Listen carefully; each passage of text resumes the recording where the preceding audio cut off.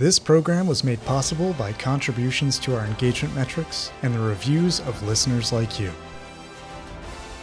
No, seriously, this episode's film pick is a recommendation plucked directly from a review on one of our distribution platforms. Apple Podcasts. So, if you're looking to outsource your own afterthoughts on a film, consider leaving us a review and slapping that recommendation somewhere in the mix. Yeah, you have to do it, because without a title, we have nothing to watch, so you just make sure you include it if you give us a review. Afterthoughts is under no legal or moral obligation to watch your recommended pick. If you make a recommendation and it doesn't immediately become an episode, don't blame us. We have no control over what movies or TV shows get slotted in for the next discussion. That's up to this guy in data analytics named Trent. He's a pretty chill dude, but sometimes he says stuff that's a little odd, like stuff that makes you second guess that invite you gave him to the upcoming unofficial company happy hour. Anyway, if your recommendation doesn't become an episode immediately, just get mad at Trent. And thanks for leaving a review.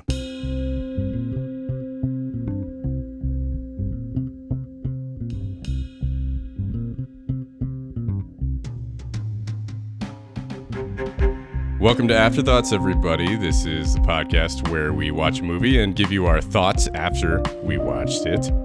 With me, as always, is the normal crew. John Garcia, how's it going? Hey, it's going well, Dixon. Good to see you. Good to see you too. Be back in the chair. It's not like we were really gone for any amount of time. It was like a week or something. We were off, but felt like much longer than that. Yeah. And Ryan King, what's up? Hey, how's it going? I have a bottle of ketchup in my pocket for some reason. I guess we'll find out. Oh, I wonder how that got there. Hey, if we point the mics at each other, will that cause some kind of time dilation between? Oh, man. Brian, point your mic at the screen. Might as well give it a try, I guess. Let's see what happens. This is going to be our first listener request episode. We have our first request from one of our loyal Canadian listeners, Matthew Jean, aka Gino Hino. Thanks for leaving a review. If you have seen this movie, you may have got Ryan's ketchup bottle joke earlier, but we're going to be talking about Beyond the Infinite 2 minutes. 俺に話しかけてる？お前に話しかけてる。俺なんだけど。おう。俺は未来の俺なんだって。2分後の俺なんだって。タイムテレビ的なやつじゃないですか。過去ってこと？全然わかんない。未来がわかるんです。行ってきます。パラドックス起きちゃうから。起きてもいいですよ。入れ子構造っていうか、ドロステ効果っていうか。僕が現在の僕で、僕が2分後の僕で、僕が4分後の僕。Beyond the Infinite 2 Minutes is a 2020 Japanese film directed by Junta Yamaguchi. And it's a pretty straightforward plot, but it's a very interesting concept. It's only a 70-minute movie, kind of gets in, gets out. But the premise of the film is that a restaurant owner is closing up his shop for the day.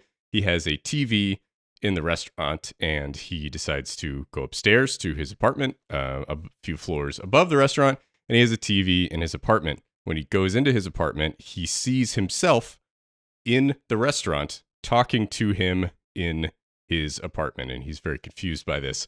The version of him that's in the restaurant tells him, hey, I'm in the future 2 minutes ahead of where you are right now. You're in the past, I'm in the future.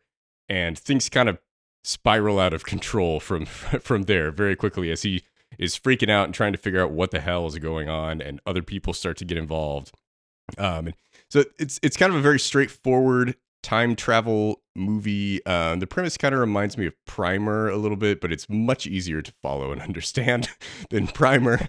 But yeah, it's interesting. It's like a sci-fi comedy, drama, rom-com kind of thing that all comes together in an interesting way. And I had a lot of fun watching it. It's something where it's very high concept, but it's somewhat easy to follow. There are a few times during the movie where I like pause it and like, wait a minute, does that make sense? And like thought through and like, yeah, I think that makes sense. And then, played it and kept going. But yeah, this is really interesting. I thought the cast was all really good. And, the events that transpire feel very interesting, but not like too high stakes. Like a lot of times he's like, oh, it's a sci-fi time travel movie. The world is in the balance and everyone's going to die. And it's like, this isn't that. It's a kind of a group of friends having fun, discovering this concept and leading to some, potential issues that arise. But I really enjoyed this. So curious to hear what you guys thought. Ryan, what did you think about Beyond the Infinite 2 minutes? I also really enjoyed this. It was really funny. I know I was pretty much hooked as soon as they're like what happens if we put two of them together? Yeah. Right. And I think that, yeah, I agree. It's relatively easy to follow. The rule set is simple enough. And I did feel like it presented something very realistic where kind of how people might try to interact with something like this, the sort of like novelty of it. And then the first thing they go to is like, how can I make money? Um, and like that, it totally makes sense. Like the way that the people act in here honestly pretty much makes sense. Yep. It does follow what I call the Bill and Ted rules of of time travel in like my, time travel theory sets, which is pretty much where you can like just say like, "Oh, I'm going to do this later and my future self will handle it for me." And then it's like automatically has happened because in Bill and Ted he's like, "I need the key to the jail cell," and then it's right there. Um which makes no sense. Like it because you get into that immediately into like the predestination paradox where it's like you have to go back later and fucking remember all the shit you told yourself to do in the future or it'll fuck up. Um, but like the movie honestly actually it's like almost kind of deals with that, I guess, at the end. In a way that's kind of like doesn't necessarily care, like that's not important. I thought it was also interesting how uh where you would think they would walk by each other, they don't. So it really does leave you with like Yeah. it's like what is even happening? Like how is this even working? It's not really there. It's not important. And the characters don't really stop to think too much about the inner workings of it as much as just like what can we do with this? What else can happen? Huh. But yeah, overall, like it's yeah, the 71-minute runtime also just makes it like just enough. Like it's just sweet. This is kind of a short story science fiction concept, and it kind of plays just around the concept and gives us enough. Like we don't really need to know a lot about the characters or anything else. Like we just want to get in, have the laughs on this, and not take it too far. It's also I was wondering when I looked at it, like what the rating was and stuff like that, but I ended up just watching it on my own. But afterwards, I was like, oh, my son would think this was really fun. Like he would really like this. Oh And it's yeah. it's like yeah, I would say it's PG because there's like a bit of peril, but not more than you necessarily see in a Disney movie, but I know people can be really picky about that, but that's, like, the only thing, and it's Hey, not nobody's that mom much peril, dies, honestly. Yeah. Yeah, right, no one's mom dies before the movie even starts. Yeah. Yeah, so, anyway, Yeah. I actually probably will watch this again with him. Nice. Yeah, John, what did you think? I really enjoyed this movie. I have been going back and forth on how I feel about it from a technical perspective because I see, like, I remember we've talked about, I think we talked about 1917 at one point, not on the podcast, but just offline, Dixon, and you were like, yeah, just parts of it, like, technically got in. I don't think we've ever had a conversation not on this podcast, John. We've had a We few have. conversations. Oh, yeah. I'm pretty We sure. don't exist outside of this. We record everything. If we technically lost the files, does it count as not on this podcast? Yeah, like at one point, I remember we talked about 1917, and I believe you said, yeah, like some of the technical aspects of it just distracted me from the actual movie itself. And Mhm. I kind of felt the same way here, where it's like it goes for that one take feel from all of its editing, but I can see every time that they edit over certain parts and the scenes just sure, stick yeah. out. And so like part of that sort of detracted from my experience because I was like really enjoying things. And the moment that they would go to the stairs, it also might have been because I was on mind altering substances at the time. It made the experience a little dizzying. And I was like, don't really like some of this claustrophobia because I can tell it's there to cover up these edits. But in terms of like the story and the way that the characters start experimenting with things, I found that to be really fun, really fresh. It wasn't something that like I've seen recently in other time travel movies. And also like just watching sort of in the credits, even they added in like the production sort of video where they're mapping out like how the timelines will work and showing like storyboards and stuff. And I found that pretty fascinating. And in other movies where they do like a blooper reel or something, I would have been a little bit more like, I don't want to see this. Yeah. But here I was like, oh, I'm actually like really fascinated in how they kept track of like because I was just like, okay, halfway through, I was like, this is a magic trick. Like this whole fucking movie is just how can we spin like a large number of plates and show that we can keep all of these threads going in the story, and have it all kind of come back together with that Bill and Ted logic. And I really enjoyed it for that. The edits are like my only detraction, and I don't think that many people will be looking for it because you'll be like caught up in the moment. think I was just in like a certain state where I was like way too analytical about it, got way too latched onto that. And I didn't miss any parts of the movie, but I definitely was like, this is irking me for some reason. I feel like going back and watching it again, I would love it even more. And the chaos of the characters just constantly talking or hearing dialogue in the background you already heard and other things that are layering over. There definitely is this really impressive attention to detail to make sure that it all makes roughly enough sense that you can just follow it through. And it managed to have its own like plot twists and things. The other thing is, I don't know if I feel like I've talked about this once or twice, but one of my only pet peeves in movies is having to relive the same dialogue too many times or going through it. And so like that's something else that I was fighting in the movie because it's very critical to relive that in a different context. And I was trying to get over that part of my like, my prejudice against certain techniques that I've seen used and abused too many times in other films to not a good effect. And here it was used excellently. So a bit of an uphill battle for me, but I loved it all the same. And I think coming out on the other side, I would watch it again. I definitely would. So it's my initial take on it. Nice. Yeah, I think a couple responses there. So the one take thing I thought worked really well because it encapsulates the kind of harried, exasperated nature of what these characters are going through. And they're like running up to upstairs to look into the future and running downstairs to look into the past. And it's a very frantic movie. And I think the one take, obviously it's not actually one take. I don't know. I think maybe it's one movie ever that's actually one take, but there's only one. Russian Ark. Yep, that's Russian Ark. But pretty much everything else is like trying to make you think it's one take. A Birdman, Rope, 1917, stuff like that. That is trying to make it seem like it's one take.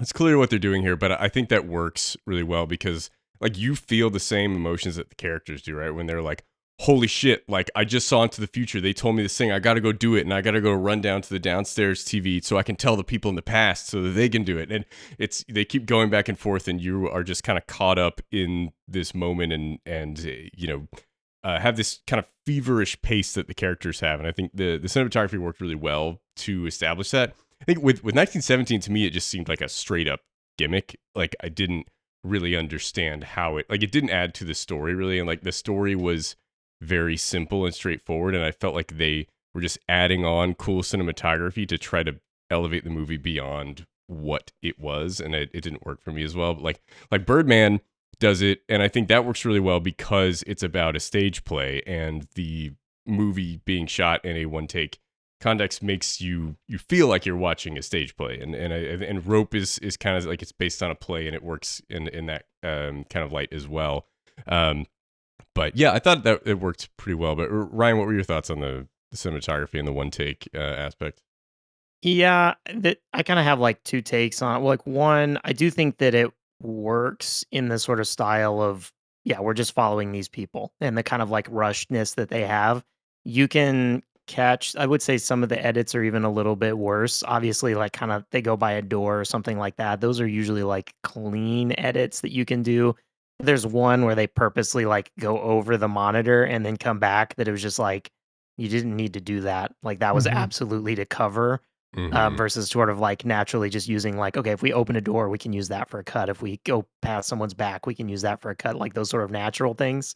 The camera work is a little loose. I mean, this is definitely like phone, right? They use like a phone and really small cams. Like it's even more than a handheld that you get these shots and you can kind of tell there. But I think it all adds, in my opinion, to the sort of realism of it. It does almost feel a bit like, when you see something online not from the news's perspective, but somebody posted something to, what do they call it? X now? What is it? Formerly Twitter. They posted no one's calling it X. Right? It's Twitter. Yeah, nobody Neil wants Brain to calls it X. But someone posts something where it's like, oh, I was at the scene, and they post the little footage of it, or right, and I thought that kind of felt like that, so it worked for me. Even further than that, I'm like, this is a cheap budget directorial debut, and you got to give it a little bit of leeway of like, he's working with what he's working with, and for that he nails it, right? That's absolutely there. That's like so little space that he's filming on, the concept's tight, the filming is what it needs to be for this, like that, it's great. Like that's what you can get away with. Yeah.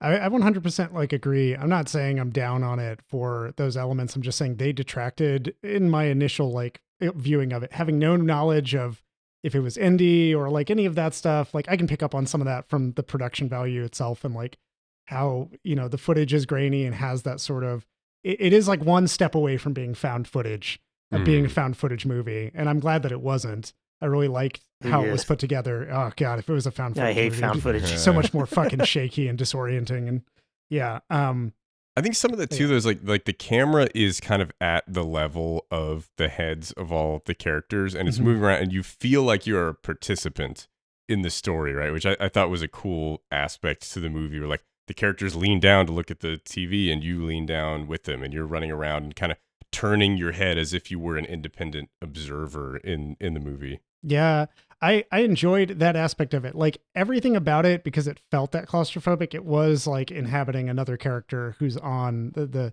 cafe squad side, trying to do things with time travel and whatever. I would say that like probably everything that I could say that's a negative or a nit about it is completely just baseless. Like there's no, it's all perspective and subjective for me of like, oh, I would have liked to have seen this or that, but like what I saw was still great and I really enjoyed it. But it's, I think that speaks to kind of the level of craft put into it and how it ignites like just ideas in my head. Like it feels inspiring in how it is put together. And I think I bought it. It was like $1.99 digitally. And I was like, hey, 99 cents to rent or $1.99 to buy. I'm buying. You're losing money if you don't buy that. Yeah, honestly. But yeah, I do say like, I do think like comparing it to 1917, where like, I think 1917 tried to do the one take as like oh, it's frantic. You're running across these battlefields to get this message out to somebody, but they still like cheat halfway through and knock a character out and have it just go dark. And then they're like, cut to next morning. And I'm like, wait a minute. I was in the theater. I was like, what the fuck? This is not a one take movie. What the hell? Yeah. Whereas like here, it very much is like, I can't, as much as I kind of complained about it being, oh, I can see the seams on the editing. I can't see it being done another way. I understand exactly why the edit is done the way that it is. It is to get that franticness, and it is to establish that like, hey, there is like a time lapse going on in between this. Cause if it was just doing hard cuts to like, let us assume, oh, it's 8 minutes later or like that kind of thing, it wouldn't be as impressive when it's trying to set up like in 8 minutes, this person's going to wave like 3 monitors down and have to say this thing. And you're like, okay, I'm just going to let my brain like follow the movie and maybe that'll add up. And Ryan, I'm curious, did you get like a stopwatch out? Were you like timing parts of it and just double check? I did at the beginning. I did at the beginning. Were they actually 2 minutes in the future? It's close-ish at the beginning, but I think it falls apart more as the movie goes on. But yeah, that was the first thing I was like, all right, are we actually 2 minutes? Beyond the 1 minute and 58 seconds doesn't ring quite as well. Yeah. It's relatively close, and I think you have to, there's like some wiggle room, because I was trying to think through like I think a lot of our conversation is going to be thinking through parts of this movie. But after he goes downstairs the first time and he's like talking to his now past self, at the end of that conversation, I had to be like, okay, now it's going to take him 2 minutes to come back down the stairs. So now he has 2 minutes, right? You kind of like had to figure out those pieces. But yeah, that was kind of where I was like timing those things out. And I was like, oh, okay, after that, it's kind of like we use the time we need for a scene and try to keep it kind of tight, kind of close, but there was wiggle room within him. Yeah. Brian, I think you watched this movie incorrectly. Probably. Yeah, if I gotta get caught up in it and just go. And, yeah. I did. Once I let go, it was just the beginning. I looked at kind of the first ones because I was I wanted to see if it was that tight. And I do think where it nails it is not the timing, but in having the repetition of what people say. It is, John, it's a little funny. It's a little off-putting because for a good first half of this movie, it's just kind of like hearing somebody say something and then through the monitor and then hearing them say that to the monitor. But I'm like, it has to be edit because you know that you like want to get it just right, and it's not that you can do one take on this and have everybody remember all of those things and nail all the timings to make it work. Yeah. There's like it just has to be edited. There's no way you could make this movie truly one take. Yeah, and I think that like part of that first hour, or not even the first hour, the first like round of everybody getting acclimated to it, I felt could have been sped up. Again, this is my nitpicks of like how fast you can get into the action. But like every character had to come in and be like, what's this? A time television? And like they had to have their own experience. I would have loved it. I would have thought it would have been hilarious if one of the characters was like, oh, I like read about this in my like sci-fi monthly magazine. And like it probably has these properties, and then it doesn't or does, and it infects how they like try to experiment or fuck with it. As it stands, I enjoyed them finding cash in a VCR, like for no fucking reason. In the age of Blu-ray? Yeah. This is great. Had a lot of those good bits. Yeah. I was just waiting for a character to be like, yes, Morty, it's a time television. Like, just because you haven't heard of it doesn't mean it doesn't exist. Yeah. I would have, I hope that there's a sequel at some point, because I would love to see some other time dilation done through different devices that makes it like more insane or like ups the ante on it. I feel like that'd be wild. Yeah. I'm curious if y'all thought about One Cut of the Dead while watching this, because I thought interesting. about it. That's also a one-take movie. Yeah. Yeah. Kind of. It's like the beginning of it is one take, right? Or there's like, a series of long takes. Yeah. Yeah. I did think about that, and I actually think that movie has direct impact to this, like that. This sort of like indie one take, loose, cheap thing. It's been going on a little bit in stateside of these smaller indie movies. Something like Primer, I would say, kind of right had its time, and that was when this kind of got popular. But it hadn't really gotten to Japan, and I feel like One Cut of the Dead kicked off a bit of a movement where we're seeing a lot more of these low budget conceptual sort of one take, loose on a camera, handheld or a phone or whatever in Japan. And it's definitely like it has to have been inspired by that. Yeah. Yeah, that's interesting. Yeah, I saw One Cut of the Dead in theaters. I think they came out like a year or two before this movie, so it's definitely possible that there was some influence there. Yeah. And that movie is fucking wild. I love that movie. Yeah. That movie's great. Yeah. Won't say anything else about it. Please watch it if you haven't seen it, because exactly. Yeah, my thought, like I was watching this and then I thought of One Cut of the Dead and I was like, shit. I was asking my son the other day like what to watch, something he would want to watch, and I was like, fuck, he would love that. Like that would be perfect. Yeah. And then I was like, all right, now I gotta watch both of these with him. But that's not something to complain about. I mean, double feature. No, like absolutely, yeah. That's cool. So I want to get into the production of this movie. I don't know how they made this, but like John, you mentioned, it kind of feels like a magic trick. Like it really does, the way they pull this off. Like, that they can't actually be filming what's going on the TVs in the take, because the camera never shows up right in any of the shots where so I guess to get to like act 2, they move the upstairs TV to downstairs and face the TV that looks 2 minutes into the future against the TV that looks 2 minutes into the past. And they're like computer monitors with cameras, right? And so they see each other, and therefore they can compound the effect. And as each 2 minutes goes by, like a monitor appears further back in the frame, and they see things that happened farther into the future and farther into the past. And it's a really cool concept, and the way they string all of these events together is really impressive. And like I was thinking, like, how did they do this? Did they, because you'll see a take of the the people on a TV talking to their past or their future selves, and then in another scene you'll see a take of them in the room doing the same thing.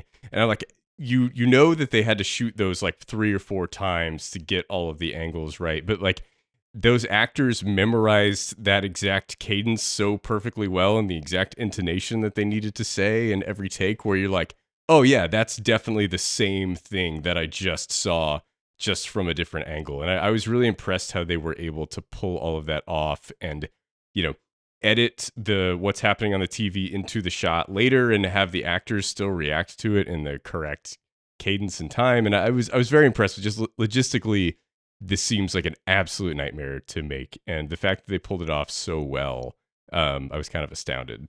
Yeah. Yeah, I was trying to think through with the shots. I think once they bring the two of them down, we never really get a camera like straight on within those two monitors. We're always kind of at an angle to the monitor and they can, go back and forth. So I was like, at that point, I think they can just kind of film it and get away with it. And I was trying to figure out it really is the upstairs and downstairs where you are behind them that I was Mhm. like, do they have two cameras? Like, do they have a camera on the monitor so that then they get that shot and that's what they're playing on the other monitor?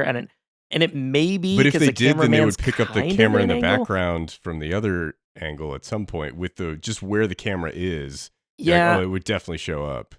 I was trying to think about like what's the easiest way to film it. Like I was trying to, like, all right, I'm have this concept and I want to sit down and film it. Like, what would I come up with? And I was like, really, there's only two options, and it is that refilm it and try to nail kind of the cadences, or you do some kind of trickery with hiding the camera using some mirror, or it's just out of frame in a way that you can kind of get away with it. And I'm not really sure which one they did. I would lean towards they probably just did retakes because that's I think so, easy yeah. enough. Yeah, it's Mhm. easy enough, and then you just go back and especially because this is a digital right now, you can just sit there and go back and play it right afterwards and be like, "Nah, that's not quite right. Let's do it again," right? And just keep doing it until you're like, "Ah, that's it. That's good enough. Let's go." Easy enough for the filmmakers, but I was very impressed that the actors were able to pull that off. And Mhm. to like, because you know that they, because of the way it's all stitched together, they can't necessarily be reacting in real time to the thing that was said by their future or past selves, right? Like, but they're somehow getting the cadence correct every time, and it feels very real, like they are actually having a conversation with that other version of themselves.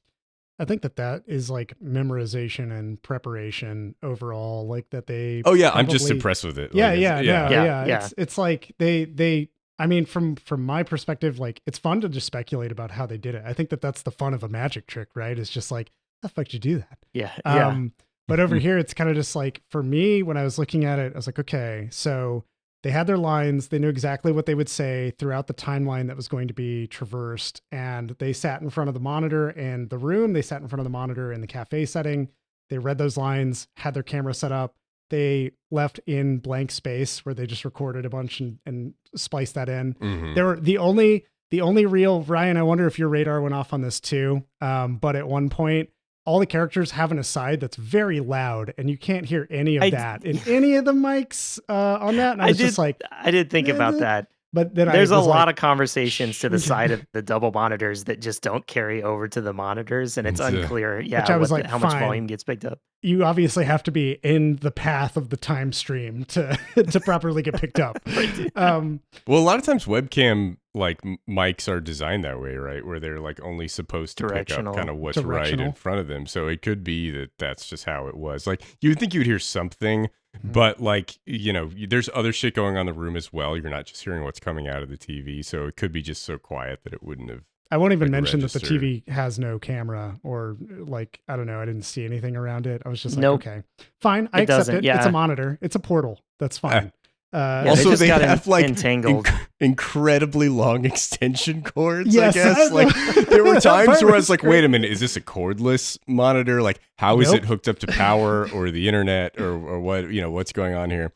And like, there are some scenes where you see a cord dragging behind, but other times you don't, as they're carrying these monitors up like 4 flights of stairs, Yeah. back and forth with complete ease. That was more the thing that I was like, really, you expect us to believe this? That was the there's- funniest part. Yeah, it was just like, I was like, wait, they can't just carry that monitor out. They're gonna have to unplug it and like plug it back in. yeah, And then yeah. they Is just this kept carrying battery it. powered? What's going on here? Battery powered monitor? That's why when I say like, I wish I would have seen them go out and do more with the monitors. Like, they have that long extension cable. It'd be a funny gag to see how far they could take it on the street. They like get on a bus and like go across town. And But yeah, no, all of that preparation, that repetition, it pays off. Like, I remember watching behind the scenes stuff of like Birdman when they would start like a take, and just like them having to be on their marks, on their cues, know all of the scripted lines and everything. And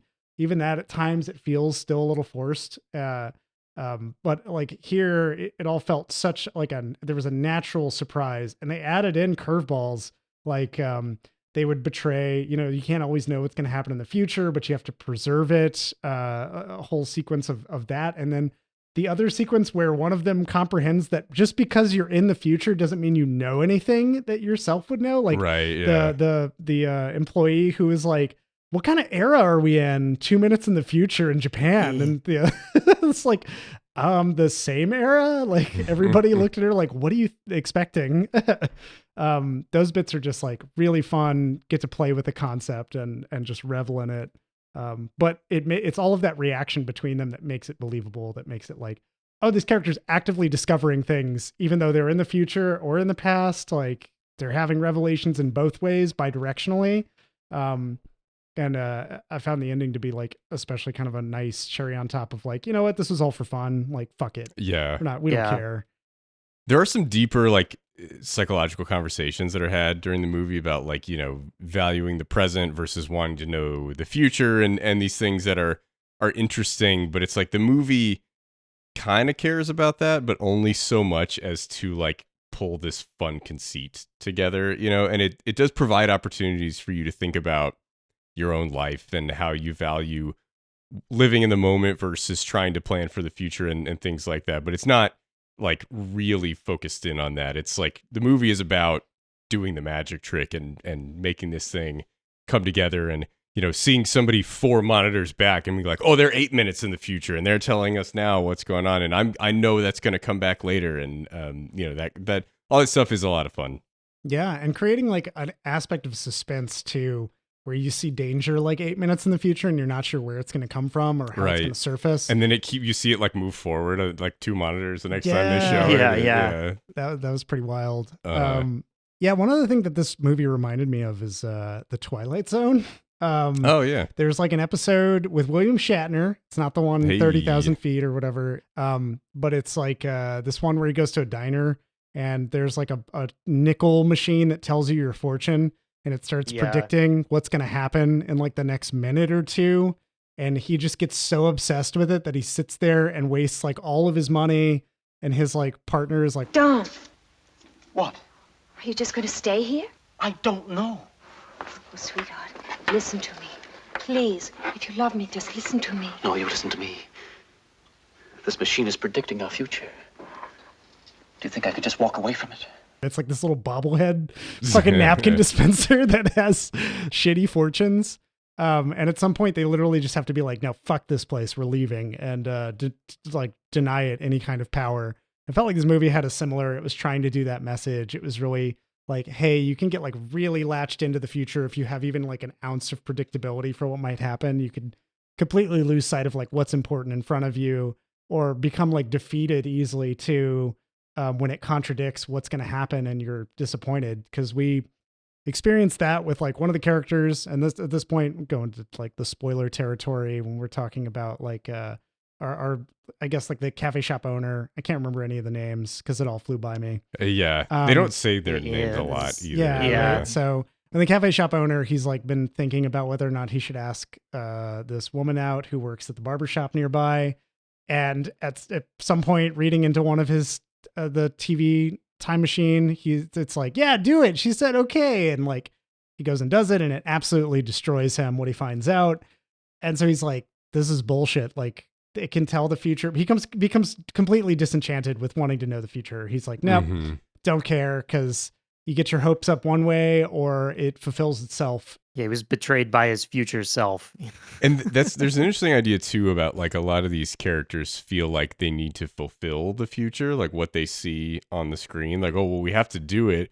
Like, what if we create a rip in the time construct bullshit, whatever, a paradox, and, what effects could that have? And so they feel like they have to do exactly what they have seen themselves do. And they almost, instead of actually gaining insight into the future, they just become prisoners to it and just have to do what they see their future selves do verbatim exactly when it happens. Or they're worried they're going to like, destroy the world or whatever. The time cops are going to show up. Jean-Claude Van Damme with a mullet is going to show up and take him to time jail.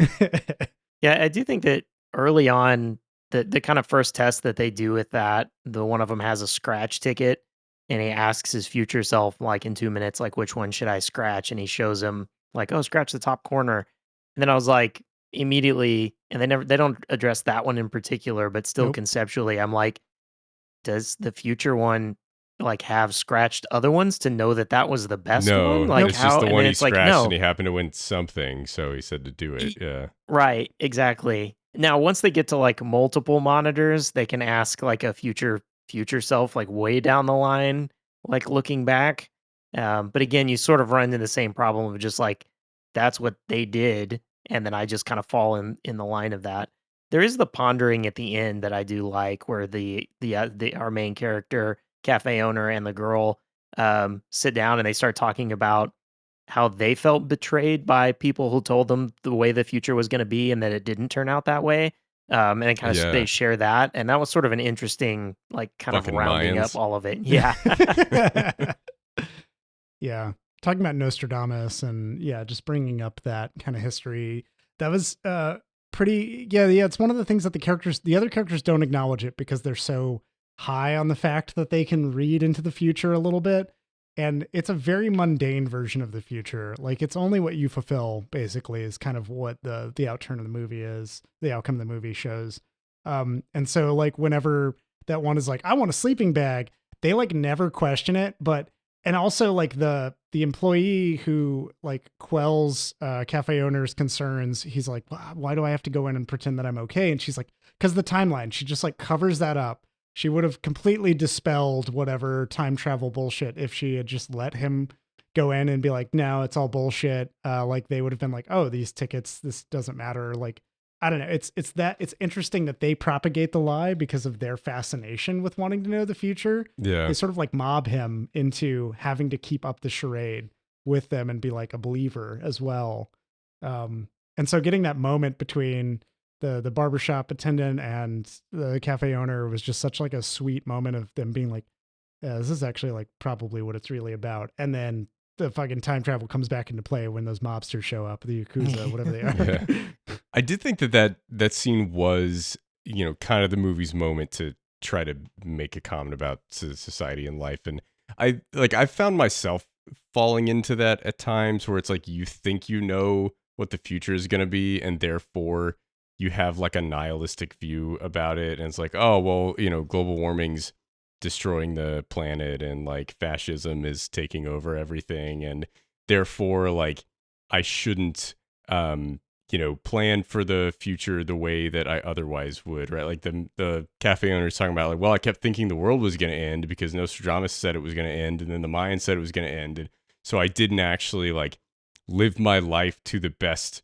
that I could because I just assumed that things were going to be over. And that's something that I, find myself doing sometimes. I was like, well, like why have kids or why like plan for something like, 30 years into the future, like our economy is not going to exist anymore. Like it's just, it's going to break by then, right? Like why should I, plan my 401k and shit? Like it doesn't really matter. And, I think that the movie kind of calls that out as bullshit. And it's like, yeah, it's very possible that, we're in the last stage of capitalism and that global warming is going to kill us all in rather short order. But like, we don't know that's going to be the case. And like, we should try to live our lives as if the best case or maybe just like a decent case is going to happen. Right. And like, make sure that we are prepared for, a life in the future that we want to try to have despite whatever circumstances we see around us. Well, it's interesting because he talks about Nostradamus and that doesn't happen, right? And that he didn't plan for this future because he thought the future was going to be shit. But actually, Mhm. she talks about being with a boyfriend who told her that they were going to be together and she was planning a future around that. So she was actually working towards what she thought was a good future and Yeah, planning that's that interesting. way. And that failed. And so Mhm. it kind of presents this like what you should come to the reality of like, you just can't know. Yeah. Right? Like, Right, you just yeah. don't know what way it's gonna go. You just act, in your own best interest at the moment, hoping for the better things potentially, and knowing that maybe the bad things are gonna happen and there's nothing you can do about it, right? Like, it's kind of just the future is gonna be what it is. Yeah. it's that sort of like a temperamental approach to, hey, don't like put your eggs in any one basket. Like it's an embracement of, for some reason I'm thinking of Ratatouille now, where they talk about change being nature instead of, nature not changing. Like everything is constantly in motion and evolving and becoming different. And this is one of those like cautionary tales of like, hey, the moment that you think that you have predictability and you have complacency and, our economy is not going to be the same in 30 years as it is now. And that's never been the case. And it's like, we just have to adapt in like what your day to day is. You have to be ready to adapt. And the moment that you're not, you're like way too dug in, you completely lose, whether you recognize it or not. Like you just won't be able to adapt and you'll break. Like something will happen and you'll be like, well, I can't go on because everything that I knew is a lie, which, future self betrayed me. I was investing in my 401k and it's all gone now. Like that's definitely a story that I've heard a number of times. And it's something that like each time you would think that everybody kind of learns or observes it and is like, oh, wow. But most people were like, that wouldn't happen to me though. Right. And Yeah. it just becomes this thing of like, just have a plan. Just know that you can adapt. You're a fucking human being. One of our like strongest things is that we can reconcile paradoxes, which this movie clearly does by just ignoring them. Just ignoring it. Yeah, reconcile or ignore. I feel like most humans just ignore the paradoxes. Yeah. Absolutely. I do remember back in 2012 having a conversation with our former podcast guest, Warner, where I was fucking tired of predictions of apocalypses. And I was just like, this is it. I was like, either this one happens or it doesn't. It's not going to. But if it happened, whatever. If it doesn't happen, we don't get to predict anymore. It's so many failings for so many thousands of years that like nobody knows. Every single time they're wrong. I was like, But that Southern Baptist preacher that buys billboards on 35, he's right this time. He's gonna figure it out. Baby Billy. Yeah, I think it was right around that time where that guy, and they like came to his door the next day and he was like, I did the math wrong, it'll be like 3 months from now. And then it wasn't. He just keeps kicking the can down the road. Yeah, man, you just buy yourself time. It's like our buddy Craig Denny in The Astrologer said, you just live off of their interest until you can make your profits back, which you never do. It's a Ponzi scheme. But yeah, that's let's talk about the paradoxes. I actually kind of am curious what y'all thought about sort of the ending segment of the movie, which like really just, it spends so much time caging you as an audience and the other members of this cast into the story of like, we can't break the canon. Sorry, I had to say it. Oh my God. We have to keep it. Everything has to be the exact same. In like 2 minutes, I have to be here. In 4 minutes, I have to be there. And on and becoming like a slave to predestination. To have that all kind of have a confrontation with the time police. They're not. Fuck the time police, right, guys? Yeah. What have they ever done for anybody? It wasn't even Jean-Claude Van Damme who showed up. Yeah. All they've done is enforce the terrible timeline that we have found ourselves currently in. But yeah, like to have the characters kind of come to this moment of, well, one, there's like a swelling arc that happens before the time police even show up, where we get like a heroic climb up all of the stairs.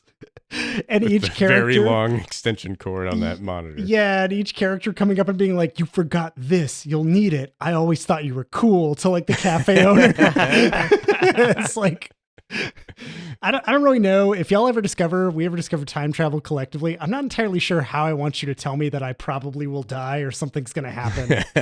But I always loved you, man. Yeah, definitely not like that.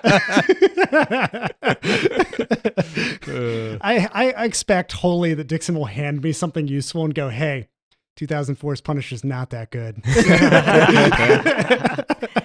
I would not say that. I would say 2004's The Punisher is dog shit. Exactly.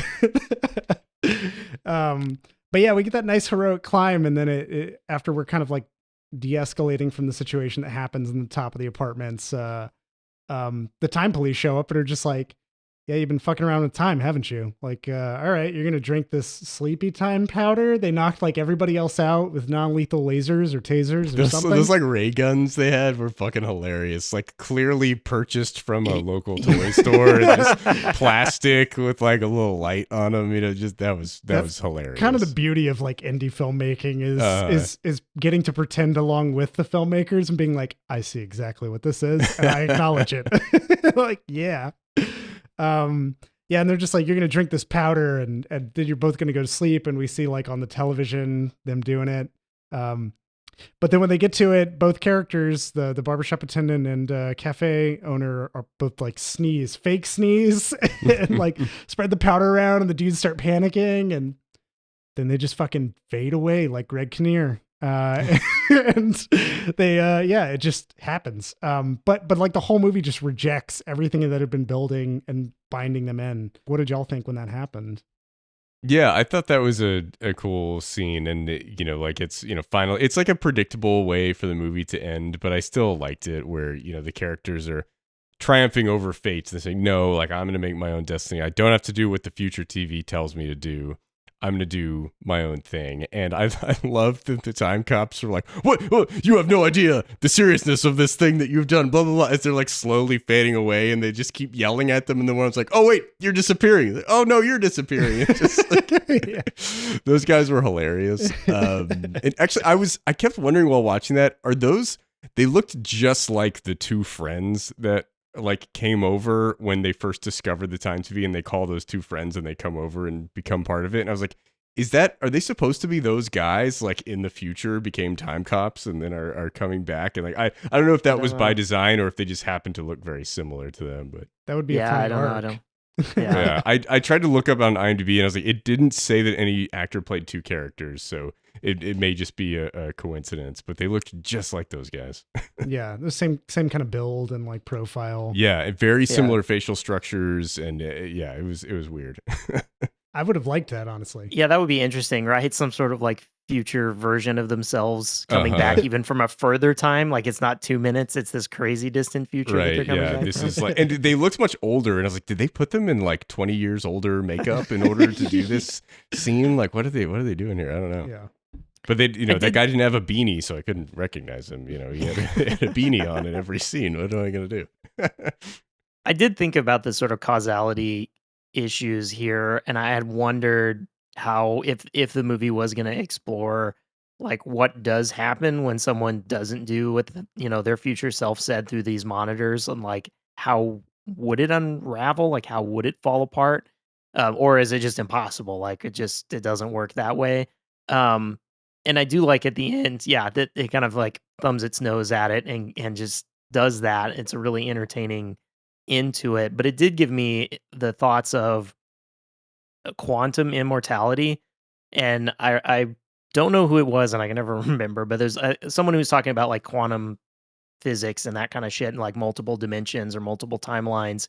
And he was talking about like if you have a true like gun that's a absolutely random Russian roulette, and you like hold it up to your head and you keep shooting, you won't die because you'll always be in the dimension where you survive. Like it splits into two dimensions, one where you get shot and one where you don't. And you just always go towards the dimension where you don't. Which like immediately, like it's a Schrodinger's cat. You're supposed to go like, that's bullshit. Like that's supposed to be your response to it. And it kind of shows the like weirdness of quantum theory. But I do think that kind of is a possibility here at the end, right? Of like, they're presented with this future, they reject it, and that's fine. They're just now in the dimension where that didn't happen, right? Like in the future, and now they're here, I guess. I did like the idea of those. They did those two people. They're like, it's a butterfly effect as they're like dissolving out of like, that same concept of like, what's a butterfly effect through time, not the Ashton Kutcher movie, like an actual decent concept. Never saw that one. It had Ashton Kutcher in it, so I decided to stay away. That's all you needed. He's a tech genius now. Oh yeah. There's no way that guy's an IQ higher than 68. I'm sorry. Scanning the dark web. He's not an investment billionaire. Or I'm sorry, he is. He's not an investment genius. He has gotten very lucky. Yeah. now I just lost my train of thought because now I'm thinking about Ashton Kutcher. I apologize How deeply. dare you? Yeah. How did we end up in the Wait, dimension this was with Ryan. Ashton Kutcher? Yeah. Look, there's 2 dimensions, okay? One where you don't talk about Ashton Kutcher and one where you do. Well, We're he actually clearly traveled back happening in time to film that 70s show. So, that's... I heard about that. He brought a whole studio audience with him. Back to a time before Danny Masterson committed any crimes. Oh, God. Oh, no. Oh, God. Can we go back 2 minutes and not talk about this? What the fuck were we discussing within this movie, this beautiful film? It was the time cops dissolving. The time cops dissolving. Yeah. Yeah, I love those guys. They were they're fucking great. fading away. Yeah, absolutely. But also fuck the time cops. Yeah, I like when they showed up too and they were like, these fucking cultists. Like, immediately write them off. And they show up early in the movie. They're like one of the opening scenes and they're like, we have to talk to you. And she's like, no, go away. Come back later. We're closed. And then she's like, fucking cultists. And the guy's like, wait, we have cultists as customers at this restaurant? She's like, yeah, man, you wouldn't believe. I immediately knew too. I was like, all right, these guys are time cops. There's no way they're not time cops. Can't fuck around with time for that long. Carry this monitor up and down stairs or whatever. It is interesting, like so he goes upstairs, and that's where, as he's going up the stairs to save the girl, they bring up a ketchup bottle and then the symbol that he got earlier and put it up his back, and like, kind of telling him what to do because are symbols bulletproof? They saw that. Sure. Maybe low enough. If it's at an angle, low enough. Yeah. I think it still would have broken a rib through the back or something. Maybe it was like a 22 pistol and it was at an angle. And it was like a 22 and it kind of just came off. Yeah. Still wouldn't feel good. That's for sure. Yeah. But you do kind of get into that, like, how did they see that version to know that like those things would happen? Like, that is just what they saw, and that's the sort of like, I don't know, that's the Terminator 2 paradox of like the only reason that it's there is because they have this hand from the future to make the Terminator, right? And that kind of interesting, like, is that the way it works? Like, it was always just going to be he did those things and there never was another option? Yeah. Yeah, it's interesting. It's interesting to think about this movie in the context of, like, there's different types of time travel movies where they have different rules around time, and like some of them kind of make sense and some of them really don't make sense. And I just think 33 AD. Yeah, exactly. Some of them were 33 AD. I just think Christopher Nolan really needs to watch Beyond the Infinite 2 Minutes, because this makes a hell of a lot more sense than Tenet or any of his other bullshit time fuckery movies ever did. Yeah, I really like exploring more of the time travel concepts through this kind of lens of like, let's just have fun with it. Like, whatever we're trying to, I feel like some movies get like way too caught up. And Ryan, I know you like those kind of movies that really try to explain it because it's fun to peel it back. But then there's other movies that like play loose with it. And they're like, yeah, like, what if this shit happened? What's going on? So I enjoyed the fact that this one just like took a while to like set up some structure, and then it was like, now fuck all of that. I mean, it kind of sort of fits, and then it doesn't. It just felt kind of nice to not have a movie that tries to take itself Christopher Nolan serious and trying to justify how things go forward or backward or what the fuck. But its time rules make so much more sense. Yes. Than a self-serious Christopher Nolan movie. I in an alternate timeline, I would love to see this movie where they go to a camera store where there's a bunch of different cameras that have live video feeds, and they try to figure out what the time dilation is between those. That shit would be fucking wild. Like a Best Buy with all the TVs. Yeah. One of the friends is like, I work at the Best Buy. Let's go open it up at night. Like, but again, that's like the beauty of this movie. It's so simple, so cleanly kind of executed in what it's trying to do. Even as messy as it can get, it's really cohesive, that it's like inspiring to me. And I'm like, I want to see more of things like this. I don't want them to be as gritty as like we talked when we opened the podcast of like, the world hinges on this fucking, the time travel. It's going to stop a major AI threat that'll hit Mission Impossible 8 or whatever the fuck movie. Yeah, humanity will cease to exist if we don't get the time fixed. Unless that time device is absolutely stupid, in which case I would totally watch that movie.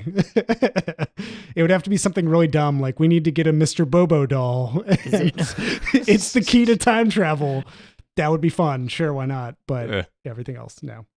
Like the Bill and Ted. It's fast and loose, and I do think that the simplicity of it makes this really work because you don't. There really aren't any. I was trying to think. There's nothing else you could really do. Like they kind of pushed it to the limits of this like 2 minutes that you can potentially get. Um, and then that's it. Like you can't like take a time machine into another time machine or like go so far in the distant future or past and fuck yourself up. Like it really is so tight to these two monitors and the Mhm. 2 minute gap, and that's it. Like there's really just so much more simple. Before you approach some kind of psychosis horror where they're in like a collective delusion and you're like, Eh.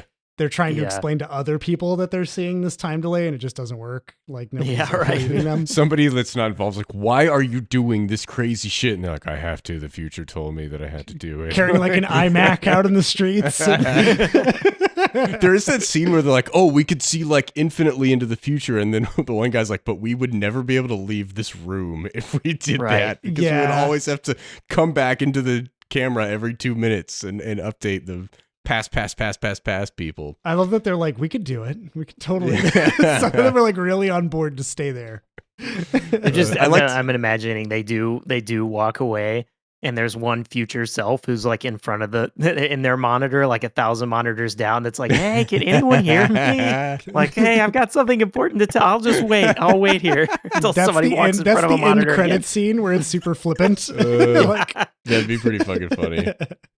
I did like on the subtitles on the movie when they were trying to differentiate between all of the different characters and all the different timelines. It was like future person's name or past person's name. it was like the Scott Pilgrim, like she's my new girlfriend. Like, oh, new. Just double down on it. Yeah, that got pretty fun. Well, yeah. I'm kind of curious in terms of, so like reeling it back a bit here. Let's go back to the first time travel segment as is appropriate in a podcast episode of talking about a movie about time travel. The like first time the cafe owner discovers that he has time travel abilities or that there's a time travel delay. I was trying to sort my mind through, like search through, like what are the hooks in time travel movies that like I think of as iconic? Because here I'm going to remember this because it's very abrupt. He's just like, hey, it's you from like 2 minutes in the future. I'm down at the cafe. And my brain was immediately like, what the fuck? Okay. Like along with him.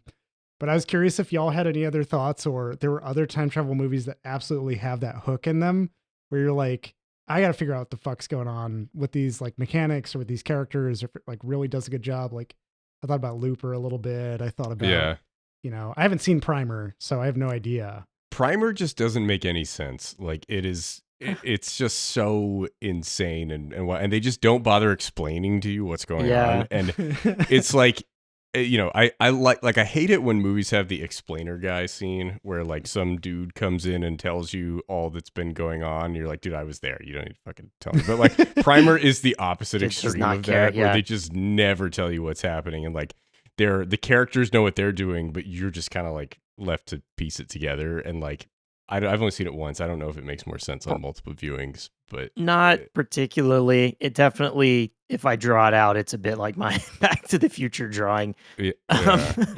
The one thing that Primer does that I think is interesting, it does try to simplify itself and then completely blows it out of the water. But by having the kind of concept of like, if you build a time machine, you can't go back before the time machine. You can only go back to where you get that. And then it doesn't ever invalidate that rule, but it quickly shows how that's like not a limiting rule at all. Like there's a whole lot of other problems beyond that. So I don't know that Primer necessarily hooks you. It kind of like lowers you into it of like, hey, I have this thing, and they talk about it and they talk about how it works and they sort of play with it a little bit. Back to the Future, kind of like it hooks you at the beginning with a sort of like chase scene and like what's going on. You just barely figured out like, is this guy crazy? Did his dog actually travel through time? But then I think once you get to like Marty's running around and clearly is not in his own time, like you kind of are hooked and like, that interesting. Like, where is he now? What is this going to do? Yeah. My favorite time travel movie, like the subgenre of time travel movies, of time loop movies, is Palm Springs, and I love that movie. And I think the thing that kind of got me hooked on that is just how like fucking nihilistic Andy Samberg's character becomes, right? Where he just starts killing himself to end the day to get to start it over again, and he just does not care what's going on around him because he's lived that day so many times, thousands, millions of times, maybe, we don't really know. And like the level of kind of hopelessness and nihilism that he is at, where like he's even beyond depression, he just doesn't care anymore. And that like really pulled me into that movie and kind of got me hooked into the premise there. Yeah, I think like Looper and 12 Monkeys kind of hit you across the face a little bit more with it. And then there are other ones that are a little more subtle in their time travel and get you interested in it because of the characters of the situation. Uh, have you ever seen About Time? That's another No, I like haven't. No. interesting. Okay, Is that it's an good? interesting time travel. I think it's like an interesting as a character piece. Like I actually did. I enjoy it, and it is a good like conceptual. Similarly, a little bit here. There's the concept of like what is the future? Like how does it happen? There is a little bit of like deciding your future and like all the possibilities of it that they kind of go through. And that one, it's like again, the rules are actually relatively simple, and that kind of allows them to explore the possibilities. And it's just only this family, seemingly only this family, and maybe only the males in the family can go up and down their own timeline. Like so they can just go back up their own timeline and then go back down Go it. back up their own timeline. Yeah. And like only a certain window. I'm trying to Got remember your how head they way too far up established your own that. timeline, man. They established like it's a sliding window too. I think you can't like once you start going far enough in the future, you can't go far enough back in the past. Like it's like a sliding window. Yeah, that one's like again, it's sort of like it's a straightforward. It's simple. I like not pulling in any other people or machines or any of that shit. Keeps it straightforward. That like this is just an exploration of what are these possibilities. I remember when that came out and I saw a shit, they just like bombarded everyone with trailers for that movie. And I was like, no, this is way too fucking British. I can't. No, just too It is British. probably mostly a love story. Like it is like and it's using this trapping to explore it. Yeah, the more that I think about it, the more I'm like, wow, there's like just a wealth of topics philosophically you can cover with time travel. And then there are movies like I remember Avengers Endgame. Well, I also watched, what is it, like Ryan, I think I told you about it, Time Changer, that was about like a man from 1890s who got in a time machine to see the future because it was so full of sin.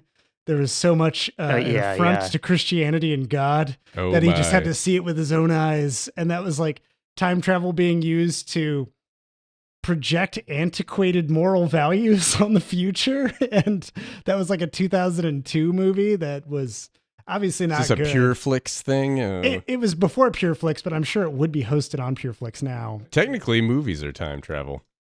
This is true. Yeah, you get a window into the past. I left Killers of the Flower Moon 3 hours and 27 minutes later. And I was all the better for it, honestly. Well, not only period pieces, but just like you're seeing people that were filmed in the past that are showing up, with new life in present day. It's wild. Immortalized, finally. They don't have to be statues.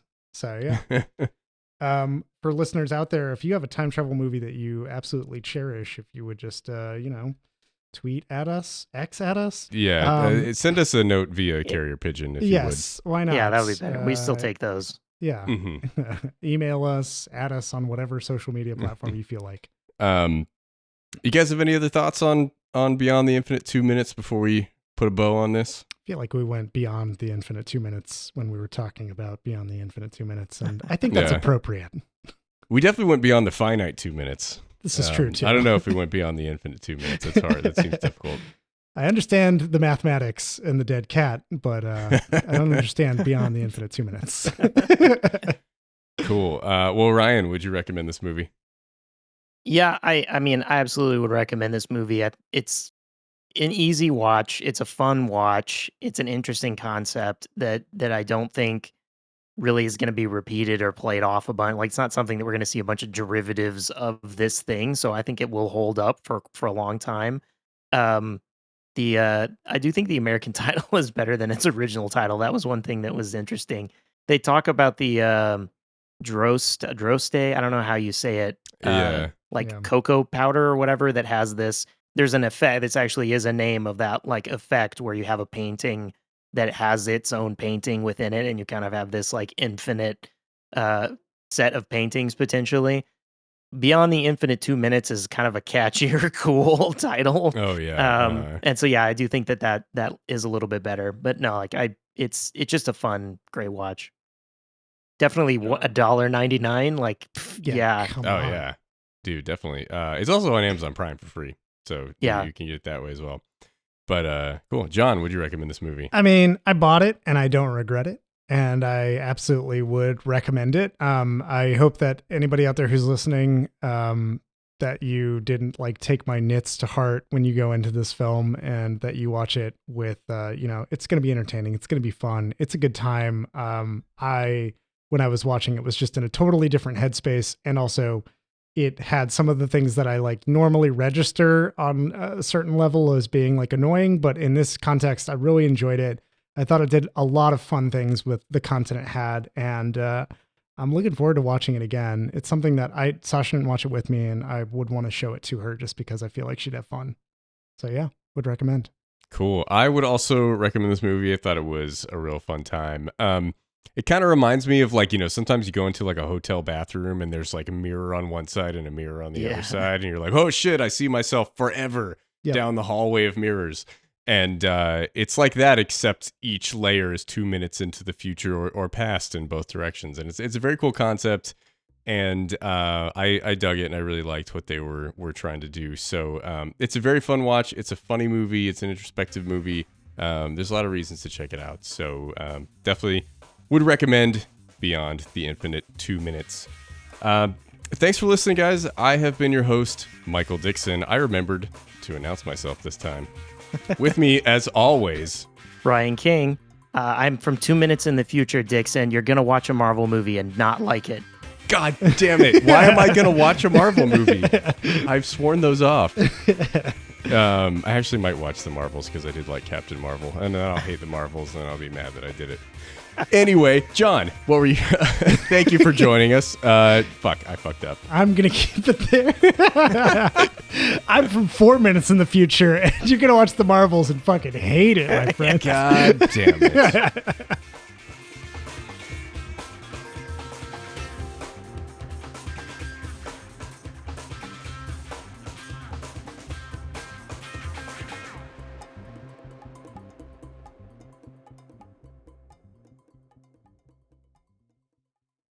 Hey there, movie buffs, TV toughs, and all listeners in between.